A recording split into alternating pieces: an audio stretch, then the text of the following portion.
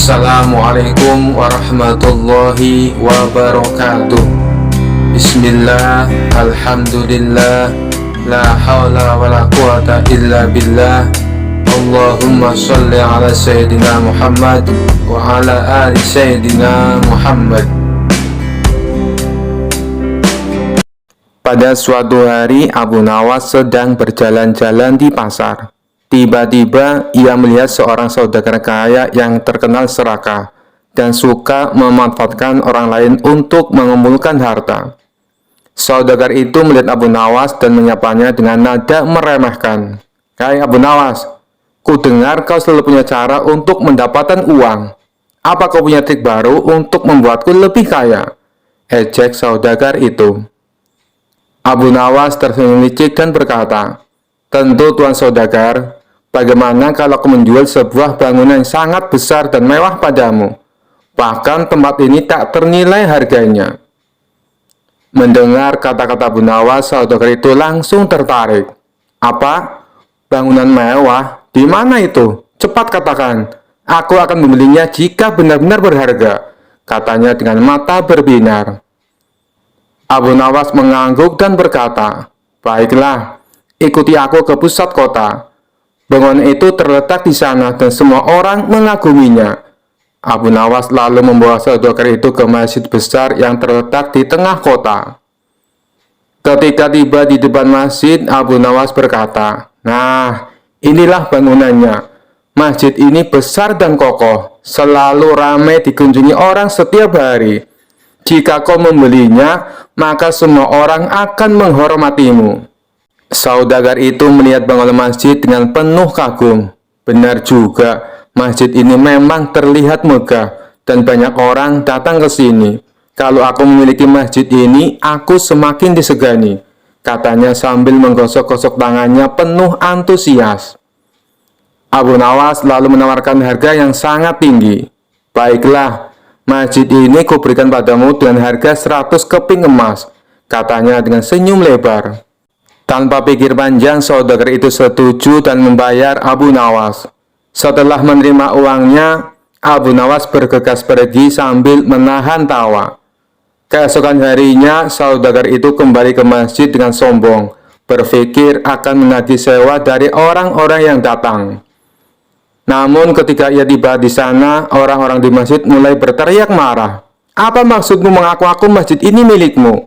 Ini rumah ibadah, bukan properti pribadi." Saudagar itu kebingungan, ia pun berlari mencari Abu Nawas untuk meminta penjelasan. Saat menemukannya, ia langsung marah. "Abu Nawas, kau menipuku. Kau jual masjid padaku padahal itu milik umum."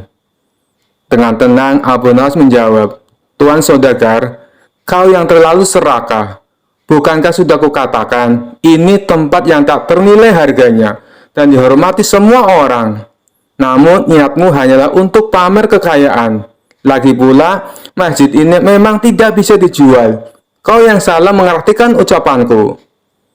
Mendengar itu, saudagar itu hanya bisa terdiam dan sadar bahwa keserakahannya telah mempermalukannya.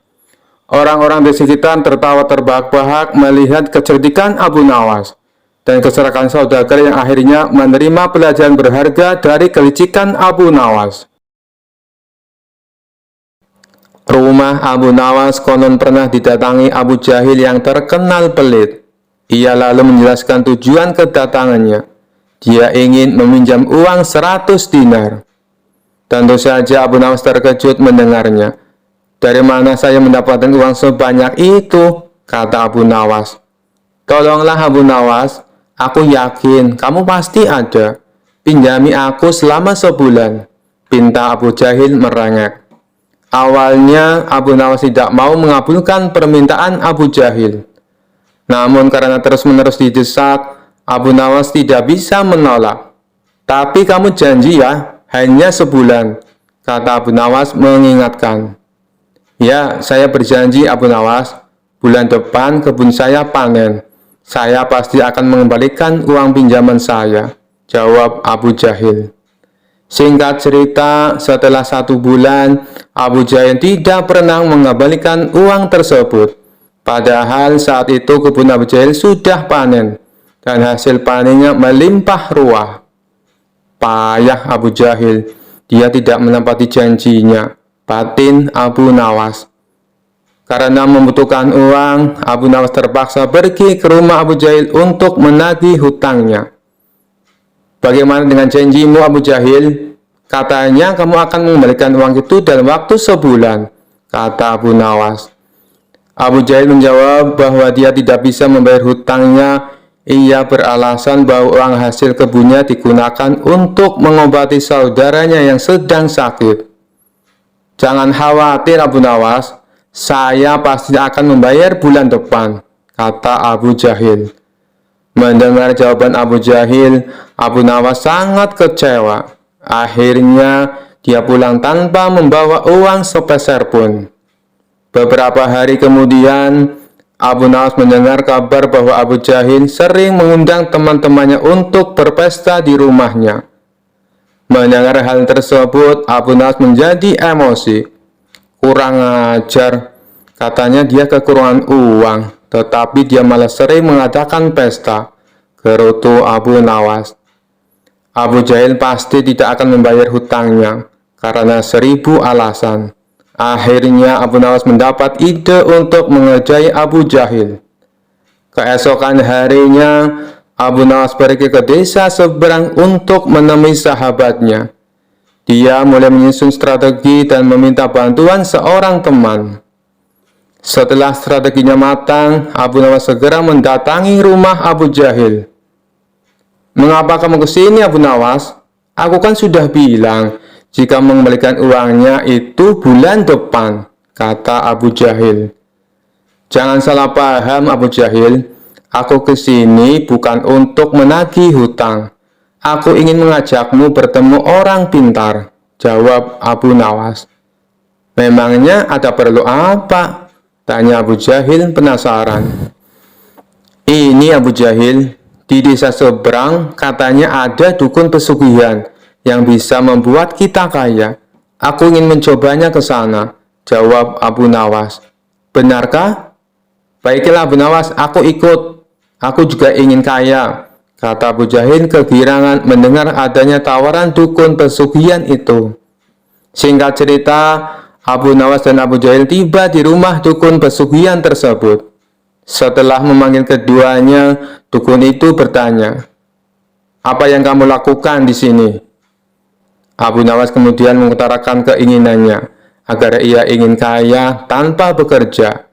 "Ah, itu mudah, tapi ada syaratnya," kata sang dukun.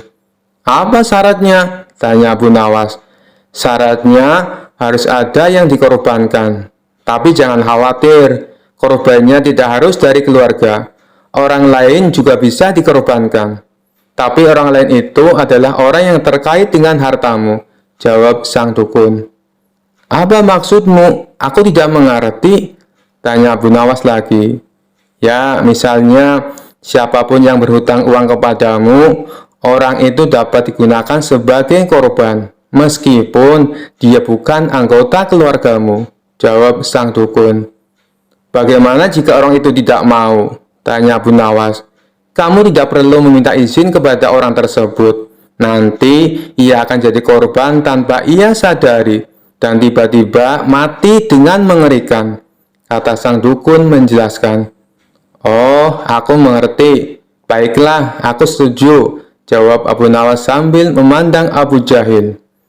Abu Jahil yang merasa dikorbankan langsung gemetaran. Dukun itu kemudian mengajari Abu Nawas mantra sebagai ritual. Tengah malam, setelah kembali dari rumah sang dukun, Abu Nawas berkata di tengah jalan, "Abu Jahil, kamu tidak perlu mengembalikan hutang yang 100 dinar. Saya ikhlas." Mendengar hal itu, Abu Jahil langsung ketakutan. "Jangan Abu Nawas, saya akan mengembalikan uang kamu nanti. Tepatnya saat sampai di rumah saya. Nanti akan segera aku kembalikan," kata Abu Jahil dengan ketakutan. "Bukankah kamu kemarin mengatakan bahwa kamu kehabisan uang?" kode Abu Nawas. "Saya masih punya banyak uang Abu Nawas. Aku sengaja berbohong padamu," kata Abu Jahil. Akhirnya Abu Jahil segera mengembalikan uang pinjamannya kepada Abu Nawas di hari itu juga. sejumlah uang 100 dinar. Setelah diselidiki, terungkap bahwa dukun yang didatangi Abu Nawas dan Abu Jahil adalah sahabat Abu Nawas. Taktik ini sengaja diatur oleh Abu Nawas dan kawannya tersebut, agar Abu Jahil segera melunasi hutangnya. Dikisahkan Abu Nawas kerap kali mendapat hadiah berupa pundi-pundi uang yang banyak dari Baginda Raja, karena selalu berhasil memecahkan kasus-kasus yang rumit. Rupanya hal ini mengundang rasa iri dengki oleh sebagian hakim istana yang berjumlah 5 orang. Mereka beralasan bahwa menangani kasus sudah jadi pekerjaan para hakim, bukan tugasnya Abu Nawas. Kelima hakim tersebut lalu berkumpul untuk membahas masalah ini. Enak saja Abu Nawas, dia mendapat hadiah yang seharusnya jadi milik kita, kata salah satu dari mereka. Benar, ini tak boleh dibiarkan. Ayo, kita ajukan protes kepada Baginda Raja, sahut yang lainnya. Maka kelima hakim ini menghadap Baginda Raja dan menyatakan keberatannya. Mendengar keluhan mereka, Baginda Raja menanggapinya dengan bijak. Kalian kan sudah mendapat gaji tiap bulannya, sedangkan Abu Nawas tidak mendapatkan. Jadi wajar kalau aku memberinya hadiah. Itu sebagai rasa terima kasih karena telah membantu menyelesaikan masalah, tutur Baginda Raja. Tapi itu kan seharusnya sudah menjadi tugas kami. Kenapa Paduka berikan kepada Abu Nawas? Protes salah satu hakim. Saya tahu kalian orang pintar dan berpendidikan, tapi kasus yang aku percayakan pada Abu Nawas butuh kecerdasan dan kebijaksanaan, terang Baginda Raja. Soal kebijaksanaan, kami juga bisa Paduka yang mulia, ujar mereka. Karena mereka bersikukuh dengan pendiriannya, akhirnya Baginda Raja membuat sebuah tantangan. Baiklah, akan saya uji kalian dengan kasus yang sederhana. Jika kalian bisa memecahkannya, saya tidak akan lagi meminta bantuan Abu Nawas, kata Baginda Raja. Kemudian Baginda Raja perintahkan pelayan untuk membawakan papan tulis. Lalu di papan tulis tersebut Baginda Raja menggambar garis dengan panjang 100 cm. Sekarang, masing-masing dari kalian maju dan perpendek garis ini, perintah Baginda Raja. Hakim pertama maju ke depan. Ia menghapus 20 cm dari garis itu, dan kini menjadi 80 cm. Selanjutnya, Baginda Raja mempersilakan hakim kedua untuk melakukan hal yang sama. Ia pun menghapus garis sepanjang 20 cm, dan garis tersebut kini menjadi 60 cm. Hakim ketiga dan hakim keempat pun maju ke depan. Mereka berdua melakukan hal yang sama, hingga garis itu tinggal 20 cm. Tibalah giliran hakim yang kelima. Ia terlihat kebingungan, tak tahu harus bagaimana. Kemudian Baginda Raja bertanya, apakah engkau akan melakukan hal yang sama seperti kawanmu? Kalau demikian, garisnya akan hilang. Padahal yang aku minta perpendek garisnya, bukan menghilangkan garisnya. Tapi kalau hanya menghapus 10 cm, berarti kau telah berbuat tidak adil. Karena keempat kawanmu menghapus 20 cm. Lalu, bagaimana caramu memecahkan masalah ini? Kalau engkau kebingungan, silakan kamu tanya pada keempat kawanmu, ujar Baginda Raja. Kelima hakim tersebut mulai berpikir keras untuk mencari solusinya. Setelah sekian lama berpikir, mereka tak kunjung mendapatkan jawaban. Ampun Paduka yang mulia, kami tidak tahu cara memecahkan masalah ini, kata mereka. Baiklah, kalau kalian sudah menyerah, maka aku akan panggil Abu Nawas kemari. Singkat cerita, datanglah Abu Nawas. Ia lalu diperintah Baginda Raja untuk menyelesaikan masalah yang diberikan kepada 5 hakim tersebut. Tanpa pikir panjang, Abu Nawas langsung melaksanakan perintah Baginda Raja. Ia tidak menghapus garis yang tersisa 20 cm. Akan tetapi, ia menggambar garis yang baru, yang panjangnya 120 cm. Garis tersebut lebih panjang daripada garis yang pertama yang dibuat oleh Baginda Raja. Setelah Abu Nawas selesai dengan tugasnya, Baginda Raja lalu berkata kepada mereka, "Kalian lihat sendiri kan, bagaimana cara Abu Nawas menyelesaikan masalah untuk membuat garis menjadi pendek.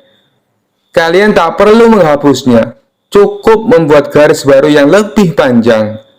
Maka garis pertama akan menjadi lebih pendek dengan sendirinya."